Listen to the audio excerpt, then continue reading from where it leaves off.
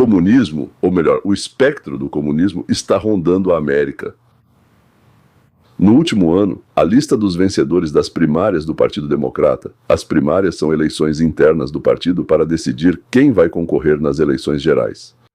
Começou a se assemelhar a um congresso do partido do PCUS do início do século XX, incluindo até as ordenhadoras.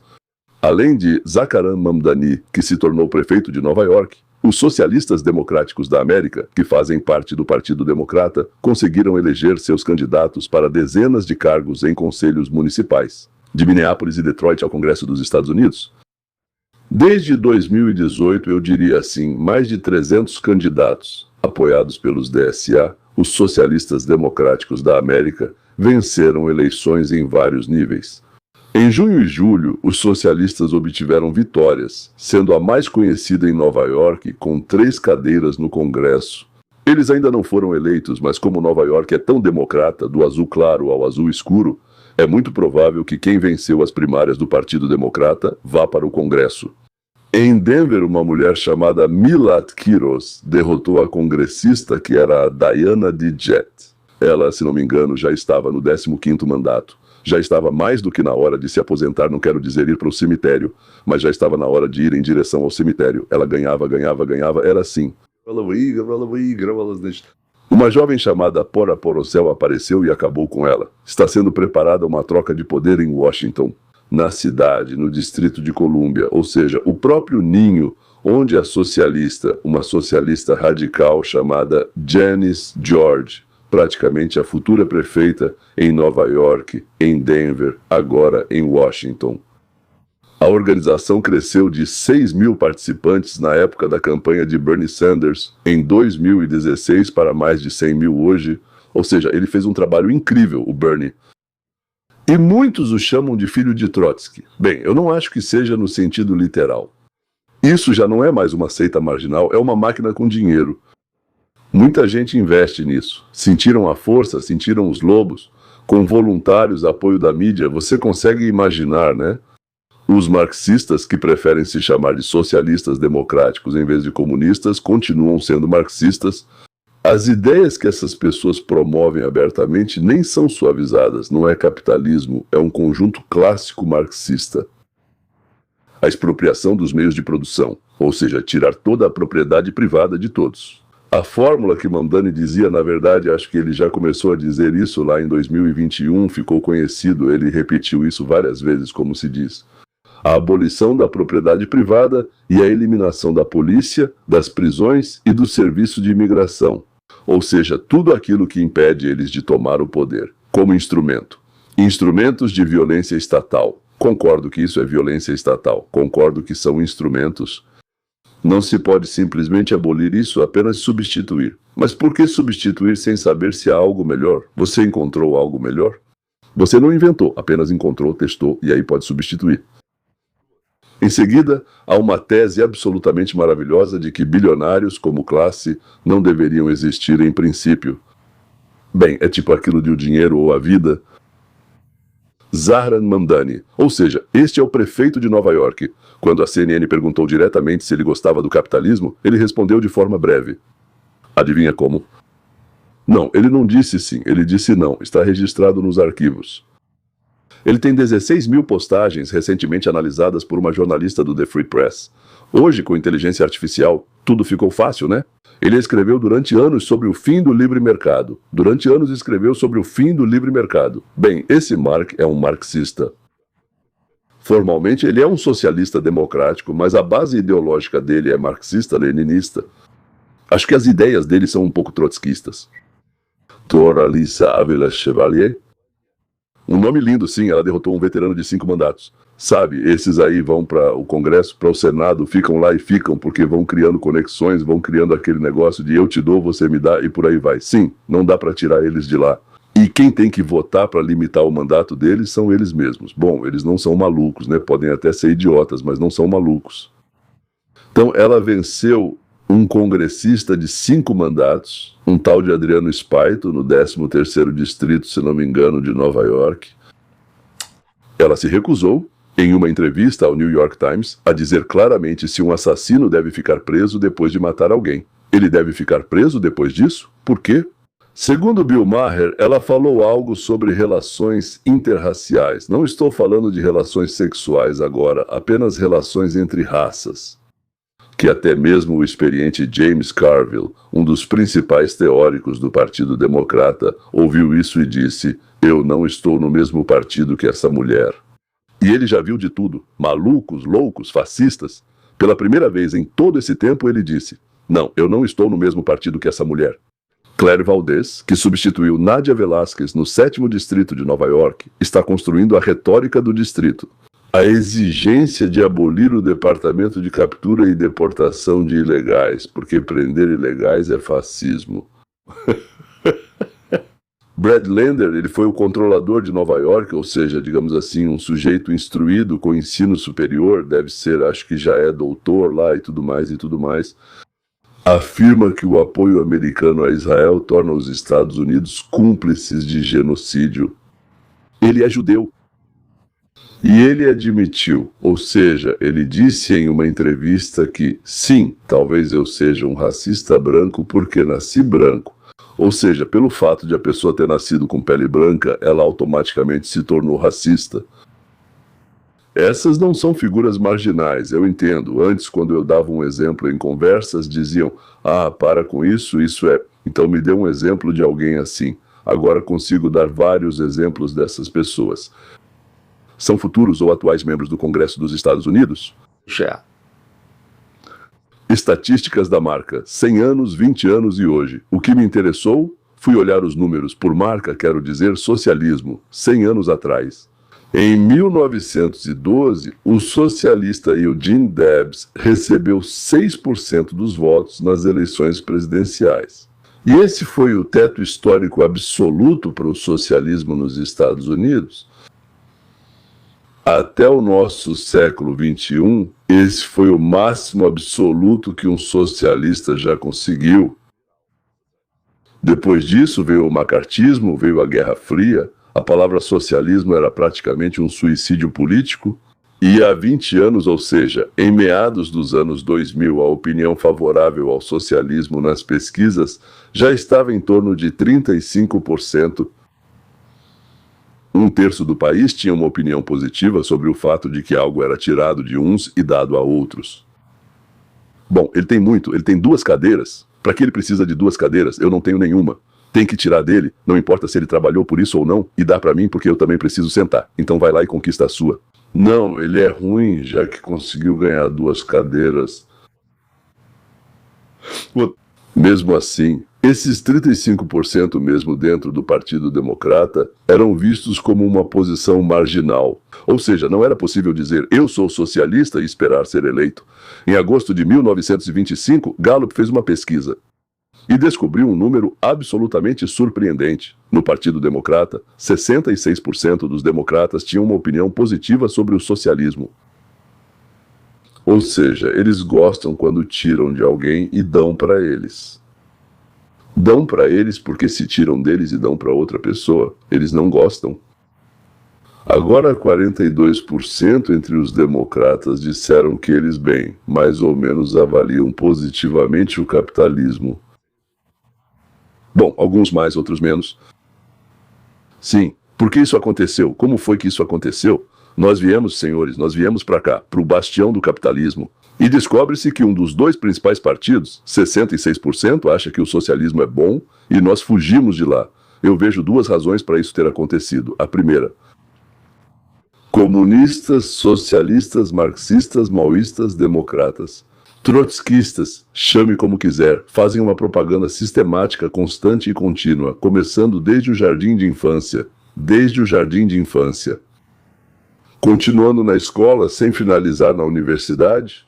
Você deixa a escola, mas continua sendo bombardeado por quem acabou de sair da universidade e foi trabalhar em jornais, revistas, internet, advocacia, promotoria, juizado, entre outros. Eles continuam nos influenciando com as mesmas coisas. Esse é o objetivo deles. A primeira ideia deles é esclarecer todo mundo e destruir a injustiça. A injustiça de que alguém trabalhou bem e muito e por isso ganhou muito dinheiro. Dizem que os pais trabalharam bem, ganharam muito dinheiro e passaram para os filhos. Agora, esse é o tipo de esteira que eles criaram com a lavagem cerebral, não é?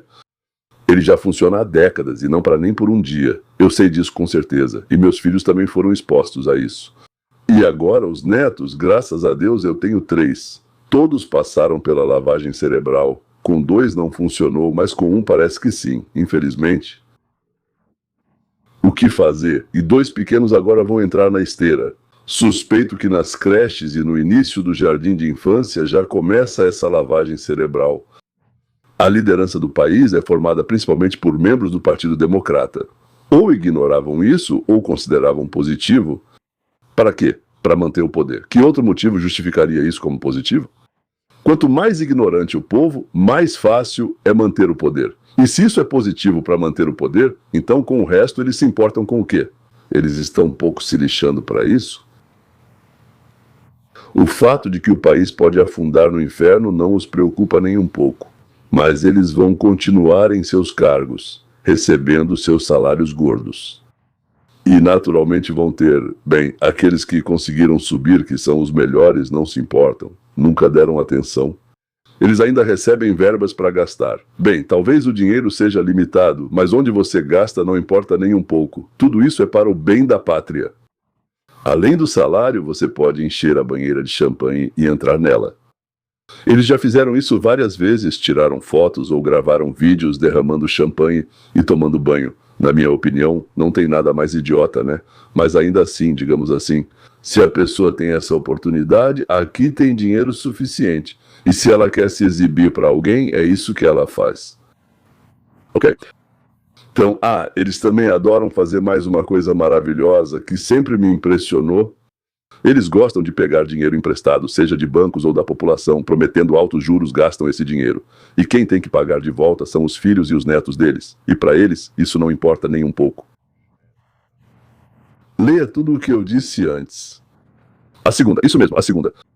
Os defensores do livre mercado praticamente não fazem nenhum trabalho de contraponto educativo. Ninguém explica de forma sistemática para crianças e estudantes o que é a América, o que é o capitalismo e em que isso tudo se diferencia do restante.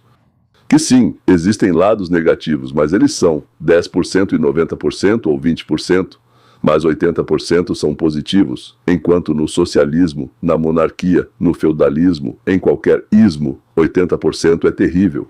E 20% é positivo, claro. Claro que há algo positivo em qualquer coisa. Na União Soviética havia um bom ensino. Algo positivo. É verdade, ensinavam só o que lhes convinha, não ensinavam línguas. Por precaução, vai que a gente faz um buraco para a Europa e começa a espiar por esse buraco o que está acontecendo lá. Ou seja, ninguém explica de forma sistemática para as pessoas aqui na América o que é liberdade e de onde ela vem. Ronald Reagan fez comentários sobre isso que valem ser lembrados. A liberdade não é transmitida automaticamente por herança. É preciso lutar por ela, é preciso protegê-la e passá-la adiante. Se uma geração não explicar para eles o que é liberdade, essa geração vai perder essa liberdade. Peço desculpas pela tradução ruim do que ele disse, porque ele falou isso de forma muito melhor. Tenho muito medo de que essas palavras se tornem proféticas. Porque já são 3 gerações, não uma, 3 gerações que não foram ensinadas sobre o que é liberdade. E elas estão prontas para destruir os Estados Unidos. Porque eles não entendem o valor e a singularidade do que foi criado aqui. Quando você diz para eles, os Estados Unidos são um país absolutamente único, eles caem na risada. É isso que acontece quando um lado ensina e o outro fica em silêncio. Vou dizer algo interessante. Liberais, aqueles que, daquele lado e em geral, todos eles se chamavam de liberais. Entre eles eram poucos, mas ainda assim havia alguns liberais. Liber significa liberdade. Eles estão horrorizados. É notável que quem soou o alarme primeiro foi a velha guarda do próprio Partido Democrata, não os conservadores.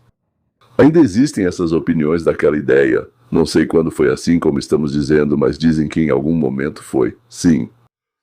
Primeiro apoiaram a escravidão, depois lutaram contra a educação dos negros nas mesmas escolas. Organizaram a Ku Klux Klan e promoveram linchamentos. E todo o resto. Depois eles então trouxeram os negros para o lado deles. Isso chantageando aquele tal de Júnior, como é mesmo o nome dele. Isso, King Júnior. certo? Então, ou seja, eles fizeram muita coisa errada, mas dizem que antigamente o Partido Democrata tinha algumas ideias positivas. Pois bem, Bill Maher, Maher, provavelmente, em russo. Sim, eles chamam de Bill Maher. Na verdade, é Maher. Ele é Maher. Bill Maher, apresentador da HBO, chamou a Vila Chevalier. Já falei sobre ela antes. Paciente zero. O vírus da infecção está na consciência. Ele é muito preciso, muito mesmo. E declarou que após 3 vitórias dos socialistas em Nova York, o Partido Democrata está no caminho certo para fracassar nas eleições de meio de mandato. Das palavras dele só se pode ouvir coisa boa. Ele definitivamente não é republicano. Mais tarde, ele disse publicamente ao vice-presidente Vance, em uma entrevista, que seu voto é uma mancha. Em 2028, o voto dele está em jogo. Antes ele votava automaticamente. Eu sempre pensei assim, sempre votava automaticamente nos democratas, mas agora não vai mais. Ou seja, ele admitiu que pode votar em um republicano. James Carville. Já falei para vocês sobre ele. Arquiteto da vitória de Bill Clinton na época. Ele exigiu que não deixassem a Vila Chevalier entrar na bancada democrata do Congresso caso ela seja eleita por Nova York, o que é provável. Portanto, para quando ela chegar ao Congresso, para que ela não se sente junto com os democratas, para que, Deus me livre, ninguém pense que os democratas pensam como ela. Se ela ganhar em novembro, ele afirmou claramente, ela não é democrata, só não a deixem sentar perto de vocês. Ele não foi eleito e não está lá, certo? Ele falou publicamente sobre a necessidade de uma divisão formal do partido. Ou seja, aquelas poucas pessoas que foram escolhidas agora vão se livrar deles. E ele está certo. O que está podre ou apodrecendo não pode entrar no organismo. Isso vai começar a se espalhar. É preciso cortar isso fora.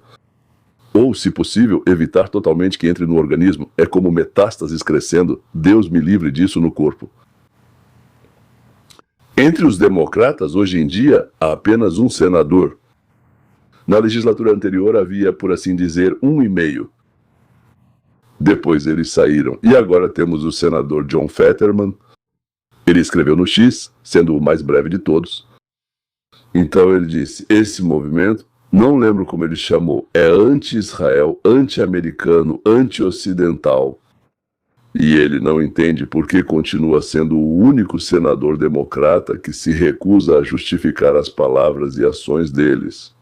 O mais impressionante é que ele é o único nos altos escalões do Partido Democrata que não só entende isso, mas também fala sobre isso. Todos os outros se esconderam e decidiram que o bem-estar pessoal deles é muito mais importante do que a possível ruína do país em que vivem. O que prova mais uma afirmação, ou seja, que os políticos, praticamente sem exceção, Photoshop tem né? Pessoas imorais, mesquinhas, prontas para tudo pelo próprio benefício, em que eles praticamente não diferem do resto da população do planeta? A pergunta-chave: o partido vai realmente se dividir ou, no final, o establishment e os socialistas vão se unir em torno de um único objetivo comum? Manter-se no poder com unhas e dentes, apesar do abismo ideológico. Historicamente, as máquinas partidárias nos Estados Unidos quase sempre escolhem o segundo cenário de união. O Partido Democrata já passou por guerras internas. Entre os conservadores do Sul e os chamados liberais do Norte, como eles mesmos se denominavam, isso foi em meados do século XX, entre os centristas de Clinton e a ala esquerda de Sanders, em 2016, e toda vez encontravam uma fórmula para seguirem juntos na busca por votos. Uma campanha em busca dos votos dos eleitores. Deixando as divergências ideológicas para depois, eles se devoravam depois quando tomavam o poder. Mas bem, como diria Vladimir Ilyich Lenin, né? Bolcheviques, bolcheviques, contra os socialistas revolucionários, contra todos, contra todos, contra todos. Desta vez há uma diferença, de fato. A divisão ocorre não só na economia, mas também nas linhas de valores morais, ou seja, patriotismo, atitude em relação à história americana. Aqui as coisas ficam um pouco mais complicadas. Isso é mais difícil de encobrir, digamos assim, só com retórica. Um diz, a América é um país horrível, e o outro diz, América, vote em mim, a América é o melhor país do mundo. E o outro ao lado diz, votem em mim no mesmo partido, porque eu acho que a América é o país mais horrível do mundo. Então é mais fácil encobrir as discussões sobre as taxas de impostos. Por isso, avalio as chances assim. A probabilidade de uma divisão formal do partido em dois movimentos no próximo ciclo é baixa, porque as estruturas, o dinheiro, a marca do partido são valiosos demais para serem abandonados, e nenhum dos lados vai querer fazer isso e se afastar disso. Eles vão lutar por isso lá dentro, mas a probabilidade de um número crescente de pessoas mudando de lado, eleitores políticos individuais que vão dizer: eu não quero participar disso, votando nos republicanos ou talvez ficando em casa. Não é necessário ir votar em outro partido, basta simplesmente ficar em casa. Isso, na minha opinião, tem uma grande chance.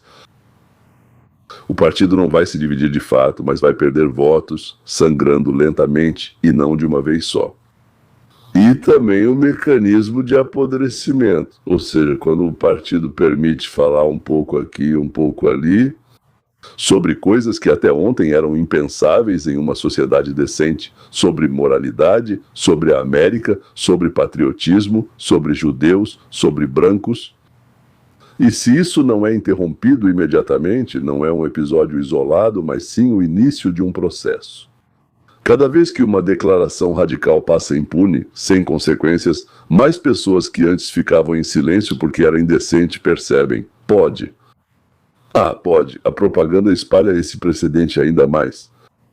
O público se acostuma e aquilo que era marginal se torna mainstream dentro do partido que permitiu isso. É exatamente por isso que o antissemitismo dentro do DSA, isto é, a ala dos socialistas democráticos dentro do Partido Democrata, não está por acaso à sombra de incidentes isolados. Esse resultado é natural, já que o partido não interrompeu durante anos as primeiras declarações tímidas sobre o assunto. Uma célula cancerígena que não foi removida em estágio inicial não permanece localizada, ela metastatiza. Hoje, falar sobre Israel como cúmplice de genocídio soa, vindo de um candidato ao Congresso dos Estados Unidos, como algo totalmente legítimo. Senhores, este é o preço do silêncio. Quando você decide ficar em silêncio sobre alguma coisa, alguém disse alguma coisa, e daí? Agora vamos falar sobre o lado prático dessa questão. Como a chegada dos socialistas, suas vitórias estrondosas, sua saída da clandestinidade vão influenciar as eleições em novembro e depois em 2028. Agora nós vamos especular um pouco, porque eu não sei prever o futuro. Aliás, até agora não conheci ninguém que saiba, tipo Nostradamus ou o Oráculo de Delfos. Conheci uma vidente interessante que fez uma previsão há muito tempo, mas foi para uma amiga minha. Esse foi o único caso. E Deus sabe, talvez ela só tenha acertado por acaso, como dizem. Onde foi que ela acertou, né? Então, a verdade é que a gente não sabe o que vai acontecer. Mas vamos começar pelo fato de que o fenômeno do chamado despertar coletivo, que a gente tanto gostaria de ver, então, o que aconteceu? Então, talvez um pouco. Mas faz sentido calibrar. Segundo pesquisa Pew de 26 de junho de 1926, 32 democratas têm uma opinião positiva sobre líderes que se autodenominam socialistas democráticos. 11 têm uma opinião negativa, ou seja, já há uma clara maioria. E 56 são neutros. Isso é assustador. O assustador é que 56% dos democratas não têm a menor ideia do que é socialismo, do que é comunismo, do que é fascismo. Qual o resultado da expropriação da propriedade privada e sua conversão em pública? Ninguém nunca explicou isso para eles. E veja, eles são preguiçosos demais ou burros demais para verificarem por conta própria. Ou seja, dentro do próprio partido, os socialistas ainda não são a força dominante, mas sim uma minoria enérgica e visível que vence em algumas primárias, especialmente nas grandes cidades, e por isso cria a sensação de que todo o partido está mudando. A divisão surge quando pessoas como Bill Belomar ou alguns dos antigos democratas afirmam: este não é meu partido. Essa é justamente a reação desses 15 a 17 democratas moderados e conservadores. Soa estranho, né? Democrata conservador. Para eles, o novo tom é algo estranho.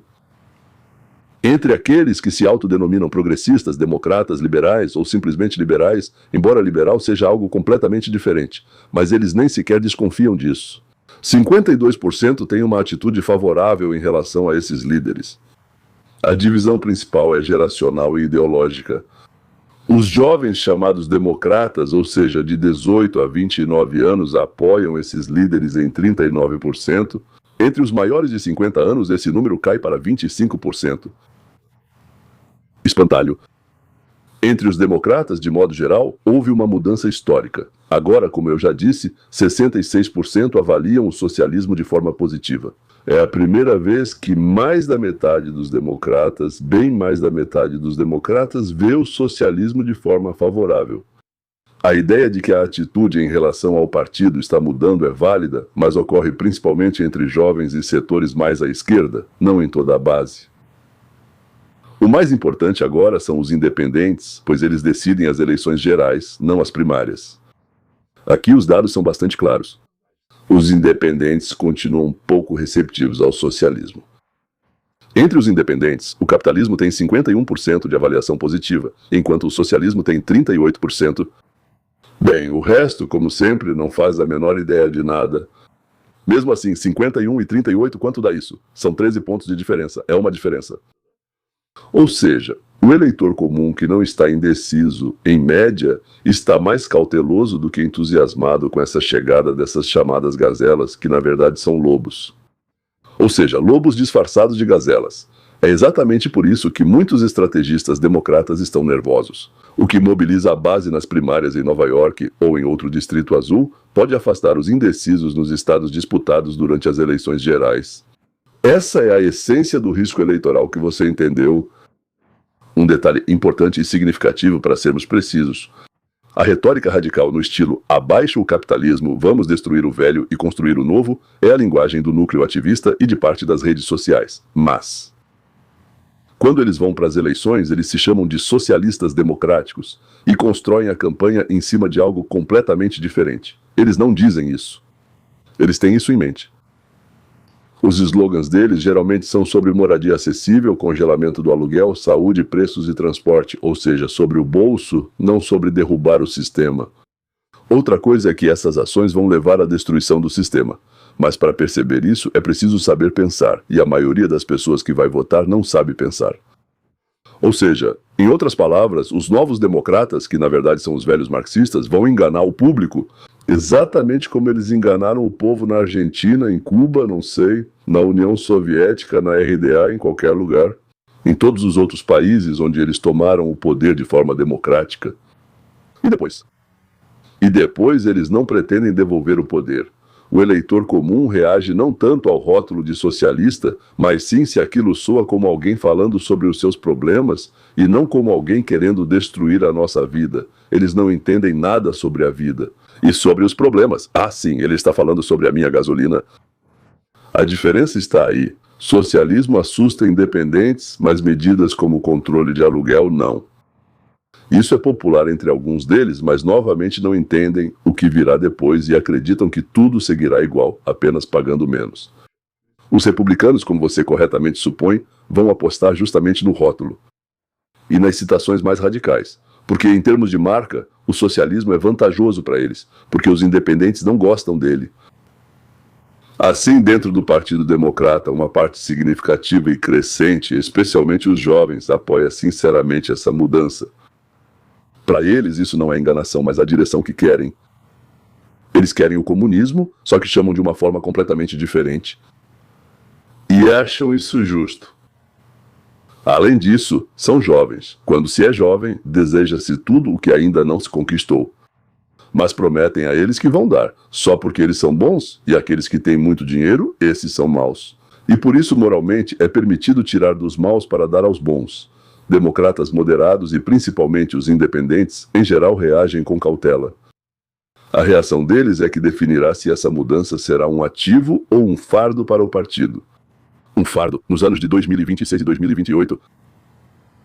O Partido Democrata agora não está tanto enganando os eleitores, mas sim está dividido e não tem uma posição unificada. E várias alas do partido, sinceramente, puxam para lados opostos. Bem, e nós temos que entender isso. Afinal, viemos de onde eles estão tentando nos levar.